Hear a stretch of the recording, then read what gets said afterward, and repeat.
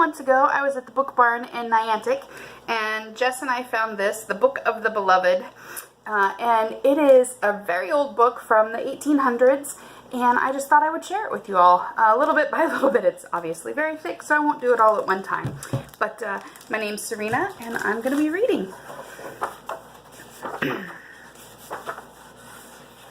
In northern India, not so many years ago, there lived a man whom some regarded as a saint, and who certainly had a marvelous way with him when it came to the sacred animals.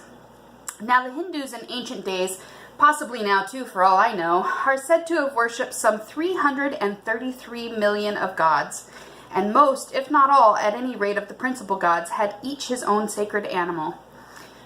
One took the bull, another a crane, a third the big gray monkey, and so what with elephants, crocodiles, mice, and rats, fish, even insects, and 333 millions of Hindu gods were reasonably well equipped against the fortunes and disasters of mortal life.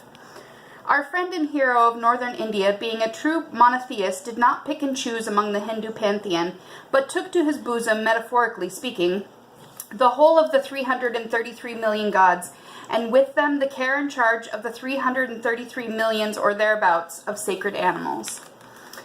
Come ye to my hut in the jungle, ye sacred bulls. I have spread plantain leaves to make a feast for you.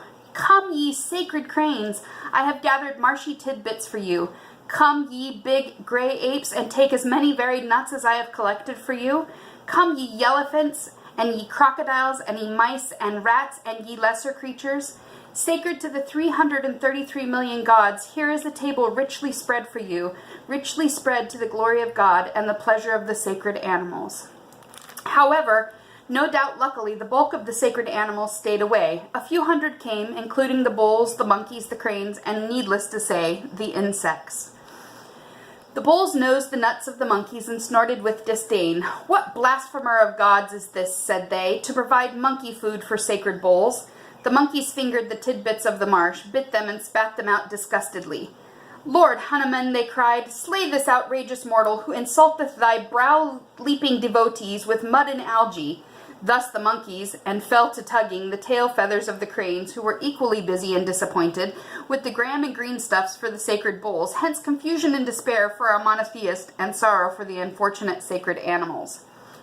The goddess Lakshmi, who, as is well known to Orientalists, philologists, anthropologists, comparative mythologists, and many other polysyllabic, stuffy persons, Lakshmi, who lives in a lotus and possesses a will, but otherwise, so far as is known, has no pet dormouse or sacred animal. Lakshmi, goddess of fortune, smilingly saw the perplexities of her devotee, I repeat, since our Hindu was not less devoted to Lakshmi than to some 333 millions of the other gods. Smilingly she arose from the gold-cushioned calyx of her blue lotus, and with one henna-tipped finger, pink as the dawn, she gave a slight flip to her fortune-dispensing, all-disposing wheel. Followed a miracle. Much to our monotheist's relief, the bulls found in them, spread out on the plantain leaves, a mountain of fresh green stuffs, fresh gathered and dewy, together with much grain. The monkeys had their hands so busy with ambrosial nuts that perforce they must go of all the tail feathers of the sacred cranes, who in turn plunged deep-sated rapier bills into the vast pounds of luscious algae. May the gods bless Lakshmi. Thus the monotheist was saved from the dangers of the embarrassing situation. The goddess Lakshmi was pleased, and 333 million Hindu gods were deeply relieved. And who shall depict the wonder and delight, the happiness and self-satisfaction of now contentedly, each his own appropriate food-devouring sacred animals?